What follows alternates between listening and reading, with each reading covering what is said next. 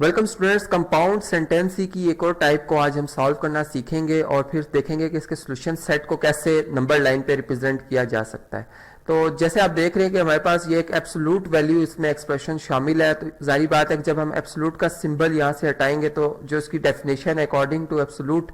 Value, यहाँ पर ये दो पॉसिबिलिटी बन सकती हैं कि ये जो वेरिएबल टर्म या वेरिएबल एक्सप्रेशन है ये पॉजिटिव भी हो सकता है और नेगेटिव भी हो सकता है, और ये लेस देन है x प्लस 5 से। अब यहां से आप देख सकते हैं कि ये कंपाउंड सेंटेंस, जैसे मैंने बात की, बकायदा हमें यहाँ पे ये कंपाउंड सेंटेंस नजर आ रहा है। दो सेंटेंसेस यहाँ पर कंबाइंड है, जिसमें अगर हम देखें तो फर्स्ट जो हमारे पास पॉसिबिलिटी बनती है यहाँ पर, चले मैं इसको अलग अलग भी लिख देता हूँ कि ये हमारे पास जी फर्स्ट पॉसिबिलिटी आएगी, जिसको मैं यहाँ पे लिखूंगा, और इसी तरीके से जो हमारे पास सेकंड पॉसिबिलिटी आएगी उसको मैं राइट साइड पे लिख देता हूँ यहाँ पर। अब इसमें जो फर्स्ट पॉसिबिलिटी है वो क्या हो सकती है कि हम पॉजिटिव के साथ लिखें इस एक्सप्रेशन को कि 3x -2 का पॉजिटिव। ठीक है, यहाँ पर अंडरस्टूड बात है कि ये पॉजिटिव ही होता है, लेकिन मैंने सिंबल लगा दिया है कि ये लेस देन है जी x प्लस 5 से। जबकि जो सेकंड पॉसिबिलिटी है वो ये कि ये नेगेटिव में होगा, 3x डिफरेंस 2 का ये नेगेटिव होगा और ये लेस देन होगा जी x प्लस 5 से।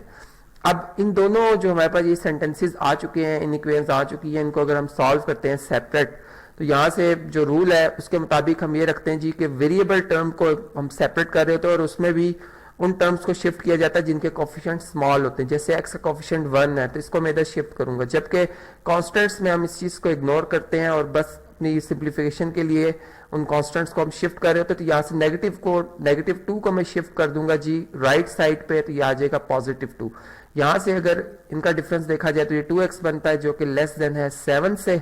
और अगर हम 2 से डिवाइड करें बोथ साइड पे इनइक्वालिटी के, तो यहाँ से हम ये देख सकते हैं कि हमारे पास जो x है ये लेस देन आ रहा है जी 7/2 से। तो ये हमारे पास जो x की वैल्यू आई है ये इस पार्ट के लिए, जो कि हमने यहाँ पर जो पॉसिबल पार्ट्स बन सकता था इस कंपाउंड सेंटेंस का, ये उसके लिए उसका सोल्यूशन है। और अगर हम इस पार्ट को सॉल्व करते तो यहाँ से अब आप देख सकते हैं कि नेगेटिव, जब ब्रैकेट को हम ओपन करेंगे तो नेगेटिव 3x आ जाएगा, पॉजिटिव 2 हो जाएगा, साइन चेंज हो जाएंगे इनके, और ये लेस देन x प्लस 5 से। अब इसमें भी हम बिल्कुल वही रूल जो कि मैं आपको बता के आया हूं कि -3 जो है 1 से स्मॉल होता है, इसलिए -3 को शिफ्ट किया जाएगा, जबकि 5 जो है वो इसको सेपरेट किया जाएगा, इसको लेफ्ट साइड पे शिफ्ट कर दिया जाएगा। तो यहां से आ जाएगा जी x प्लस 3x, और ये हमारे पास जी डिफरेंस बनता है -3 का, जबकि ये बन जाएगा जी x प्लस 3x 4x के इक्वल। और अगर हम यहां से 4 से बोथ साइड पे डिवाइड करें तो ये हम देख सकते हैं कि हमारे पास जो x है,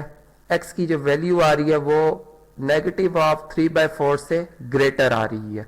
तो इस तरह से ये हमारे पास अब ये दोनों ही इसके सोल्यूशन हो सकते हैं, पॉसिबल सोल्यूशंस है, चूंकि मैंने ऊपर लिखा जैसे कि पॉसिबिलिटीज है ये। तो अब हम इनको किस तरह से कंबाइंड कैसे लिखेंगे, इनके सोल्यूशन सेट को कैसे समझ सकते हैं, इसको जरा देखते हैं। देखिए, जब हमने फर्स्ट पॉसिबिलिटी को देखा तो हमारे पास जवाब आया कि x जो है वो 7/2 से लेस होना चाहिए। जब हम सेकंड पॉसिबिलिटी को सॉल्व करते हैं तो हमें ये बात मालूम होती है कि x जो है वो -3/4 से ग्रेटर होना चाहिए। तो इसका मतलब है कि अगर हम इनकी लाइन रिप्रेजेंटेशन करें तो लाइन रिप्रेजेंटेशन हमारी इस प्रॉब्लम को काफी हद तक सॉल्व कर सकती है कि ये जैसे आप देख रहे हैं कि हमारे पास 0 है और वो नंबर जो कि 7/2 है जिसका न्यूमरेटर इसके डिनोमिनेटर से ग्रेटर है। अगर हम 7 को 2 पे डिवाइड करें तो ये हम ये जानते हैं कि यहाँ पर अगर इसकी सिंप्लीफिकेशन कर ले तो 7/2 यानी 2 3 6 और 1 रिमाइंडर आ जाता है, यानी यहाँ पर हम इसको लिख सकते हैं जी 3 होल 1/2। और यानी इसका मतलब ये हुआ कि अगर हम 0 से 1 और 2 फिर 3 यहाँ तक हम आते हैं और फिर ये 4 है, यहाँ पर 4 है, तो हमारा जो ये नंबर है ये 3 और 4 के इन बिटवीन कहीं लाई कर रहा है। और चूंकि इसका डिनोमिनेटर 2 है इसलिए हम इसको हर इंटरवल के 2 बराबर हिस्से करेंगे। यहाँ पर अगर आप इनके भी 2 बराबर हिस्से करें तो आप ये बात समझ सकते हैं कि यहाँ पर जो 7/2 है ये बेसिकली 7 टाइम्स ऑफ हाफ है। तो ये फर्स्ट टाइम हाफ, सेकंड, ये थर्ड, फोर्थ, फिफ्थ, सिक्स्थ और ये 7th। तो यहाँ पे आप देख सकते हैं कि 7/2 की ये पोजीशन है जिसको मैं यहाँ पे सर्कल कर रहा हूँ, और चूंकि ये खुद शामिल नहीं है और उससे स्मॉल जो है वेरिएबल्स यानी रियल नंबर शामिल है, तो जारी बात है कि फिर हम लेफ्ट डायरेक्शन पे मूव करेंगे। और यहाँ से अगर हम आते हैं तो यहाँ पे हम ये कह रहे हैं कि हमारा जो नंबर है वो -3/4 से ग्रेटर है। अब देखिए -3/4 बेसिकली इसमें डिनोमिनेटर जो है वो न्यूमरेटर से बड़ा है, इसका मतलब ये नंबर जो है ये 1 से 0 से लेकर 1 तक जो भी हमारा इंटरवल बनता है, फर्ज करें यहाँ तक बनता है -1 तक, इसके हमने 4 जो है वो इक्वल पोर्शंस करने हैं। यहाँ पर ये हो जाएंगे जी 2, यहाँ पे 3, यहाँ पे 4 और ये 1 टाइम 2 3 टाइम। तो ये बेसिकली जो हमारा नंबर है ये -3/4 यहाँ पे लिखा हुआ है और इसको मैं यहाँ पे शेड कर दूंगा, सर्कल कर दूंगा और उससे ग्रेटर की बात हो रही है तो ग्रेटर जो है वो फिर सारी बात है राइट डायरेक्शन पे मूव करेंगे। लेकिन चूंकि यहाँ पर अब लिमिटेशन है, हमने कहा कि 7/2 से ग्रेटर नहीं हो सकते और -3/4 से स्मॉल नहीं हो सकते, इसका मतलब है कि हमारा जो सोल्यूशन होगा वो फिर इसी रीजन के अंदर अंदर लाई करेगा। तो इस तरह से फिर हम जब सोल्यूशन सेट लिखेंगे तो हमारे जो सोल्यूशन सेट में एलिमेंट्स आएंगे वो तमाम real numbers such that x belongs to real numbers and x is greater than -3/4 less than 7/2 आ जाएंगे। तो इस तरह से ये हमारा क्वेश्चन यहाँ पे कंप्लीट हो जाता है।